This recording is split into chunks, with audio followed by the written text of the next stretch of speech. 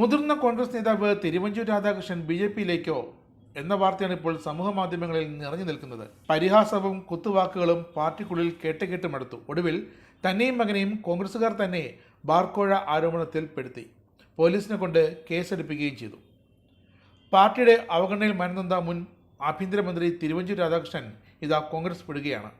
ഉടൻ തന്നെ തിരുവഞ്ചൂർ ബി.ജെ.പിയിലേക്ക് എത്തുമെന്ന തരത്തിൽ അഭ്യൂഹങ്ങളും അങ്ങനെ ഉയർന്നു. ബി.ജെ.പി മറ്റേത് പാർട്ടിയേക്കാളും യോഗ്യമാണെന്ന് കേരളത്തിൽ തെളിയിച്ചതാണ്. അത് ഏവർക്കും അറിയാവുന്നതുമാണ്. അപ്പോൾ പിന്നെ തിരുവഞ്ചൂർ രാധാകൃഷ്ണൻ എങ്ങോട്ട് പോകണമെന്നതിൽ രണ്ടാമതൊന്ന് ആലോചിക്കേണ്ട കാര്യവുമില്ല. അധികം താമസിയാതെ തന്നെ ബി.ജെ.പിയിലേക്ക് മുതിർന്ന ഈ കോൺഗ്രസ് നേതാവ് എത്തുമെന്നത് തന്നെയാണ് ഏറ്റവും പുതിയ വാർത്തകൾ.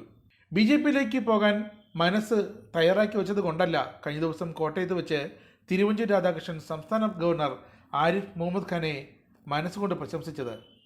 ഇരുവരും നേരത്തെ തന്നെ അടുത്ത രാഷ്ട്രീയ പരിചയക്കാരാണ്. കേരളത്തിൽ സർവകലാശാലകളിലും മറ്റിടങ്ങളിലും ഇടത് സർക്കാരിൻ്റെ സ്വന്തക്കാരെ തിരികെ കയറ്റലും തന്നിഷ്ടങ്ങളും ഒരു പരിധിവരെയെങ്കിലും തടയാൻ സാധിച്ചിട്ടുണ്ടെങ്കിൽ അത് ആരിഫ് മുഹമ്മദ് ഖാന് മാത്രമാണെന്ന് ഏവർക്കും അറിയാവുന്നതുപോലെ തിരുവഞ്ചൂരിനും അറിയാം. അതുകൊണ്ട് തന്നെയാണ് ഗവർണറെ മുന്നിലിരുത്തി അദ്ദേഹം മനസ്സ് തുറന്ന് പ്രശംസിച്ചത്. അതിനെതിരെ രൂക്ഷമായ വിമർശനങ്ങളും സൈബർ ആക്രമണങ്ങളുമാണ് തിരുവഞ്ചൂർ നേരിട്ടത്. മറ്റൊരിടത്തുനിന്നുമല്ല, എല്ലാം തന്റെ പാർട്ടിയായ കോൺഗ്രസിനുള്ളിൽ നിന്നും. ഗവർണർ 5 വർഷം കൂടി കേരളത്തിൽ തുടരണമെന്ന് പൊതുവേദിയിൽ പ്രസംഗിച്ചു, പ്രശംസിക്കുകയും ചെയ്തു. കേരള ഗവർണറായി ആരിഫ് മുഹമ്മദ് ഖാൻ തുടരണം. 5 വർഷം കൂടി കേരളത്തിന്റെ ഭരണത്തലവനെ തുടരാൻ എല്ലാ വിഘ്നങ്ങളും മാറട്ടെ എന്നാണ് തിരുവഞ്ചൂർ ആശംസിച്ചത്. ഇതാണ് കോൺഗ്രസിനുള്ളിൽ ഞെട്ടലുണ്ടാക്കിയത്. CPM-നെ എതിർത്ത് നിൽക്കുന്ന ഒരാളെ, അതും സംസ്ഥാനത്തിന്റെ ഭരണഘടനാ തലവനെ, അതിന്റെ പേരിൽ പ്രശംസിക്കുമ്പോൾ കോൺഗ്രസിനുള്ളിൽ എന്തിന് അമർഷവും വിമർശനവും ഉണ്ടാകുന്നു എന്നതാണ് ചോദ്യം. കേരളത്തിലെ കോൺഗ്രസിന്റെ ഏറ്റവും മുതിർന്ന നേതാവാണ് തിരുവഞ്ചൂർ രാധാകൃഷ്ണൻ. ഏറെക്കാലമായി നിയമസഭാ അംഗമാണ്. UDF സർക്കാരിൽ 1ാം തരം മന്ത്രിയായിരുന്നു.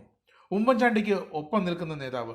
കോൺഗ്രസിലെ ഭൂരിഭാഗം നേതാക്കന്മാർക്കും തിരുവഞ്ചൂർ രാധാകൃഷ്ണൻ സ്വീകാര്യനായിരുന്നു. അദ്ദേഹം UDF സർക്കാരിൽ ആഭ്യന്തര മന്ത്രിപദം ഏൽക്കുന്നതുവരെ. അപ്പോഴെടുത്ത നിലപാടുകൾ അഴിമതിക്കാരായ കോൺഗ്രസുകാരെ തിരുവഞ്ചൂരിനെതിരാക്കി. കഴിഞ്ഞ നിയമസഭാ തെരഞ്ഞെടുപ്പിലും തിരുവഞ്ചൂരിനെ നിയമസഭയിലേക്ക് അയക്കാതിരിക്കാൻ ശ്രമങ്ങൾ കോൺഗ്രസിനുള്ളിൽ തകൃതിയായി നടന്നു. അതിന്റെ അവസാനമായാണ് ബാർക്കോഴ കേസിൽ കൊടുക്കാൻ ശ്രമവും നടന്നത്. കോൺഗ്രസ് പാർട്ടിക്ക് പുറത്ത് ജനസമ്മതിയുള്ള പ്രഗത്ഭനായ പാർലമെന്ററി പാർട്ടി നേതാവാണ് തിരുവഞ്ചൂർ. അത്തരമൊരു മുതിർന്ന നേതാവ് ബി.ജെ.പിയിലേക്ക് എത്തുന്നത് തീർച്ചയായും ബി.ജെ.പിക്ക് ഗുണകരം തന്നെയാണ്.